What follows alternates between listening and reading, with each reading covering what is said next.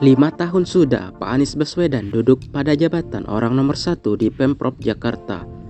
Dan pada hari Minggu 16 Oktober 2022 yang lalu merupakan hari terakhir dia memimpin DKI Jakarta. Pak Anies menggaungkan transformasi Jakarta menjadi kota global. Dalam beberapa kesempatan, mantan Menteri Pendidikan dan Kebudayaan ini menegaskan bahwa yang dimaksudnya untuk menjadi kota global bukan hanya persoalan Jakarta menjadi kota yang layak sebagai pusat ekonomi, tapi juga menjadi kota yang layak untuk ditinggali.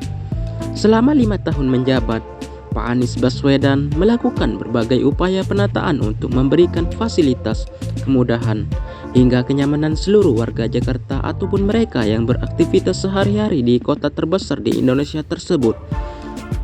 Mulai dari penataan trotoar untuk pejalan kaki, pembangunan jalur sepeda, pembangunan ruang terbuka hijau, rumah murah, hingga penyediaan sistem transportasi yang terintegrasi dilakukan oleh Pak Anies dengan tujuan utama menjadikan Jakarta menjadi kota yang layak ditinggali. Dinas Pertamanan dan Hutan Kota DKI Jakarta mencatat bahwa antara tahun 2017 sampai 2022 sebanyak 420 taman telah dibangun dan direvitalisasi dengan lebih dari 200.000 pohon ditanam di seluruh Jakarta.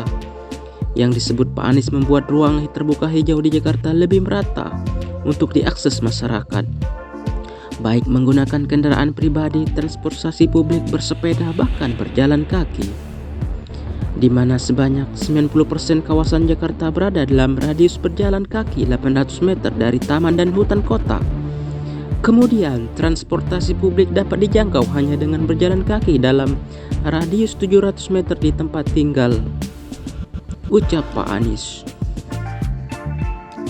Trotoar jalur sepeda. Selama 5 tahun memimpin Jakarta, aktivitas berjalan kaki terlihat sekali menjadi perhatian dari Pak Anies Baswedan dengan pembangunan dan revitalisasi trotoar yang dilakukan di Jakarta dengan membuatnya semakin lebar untuk pejalan kaki.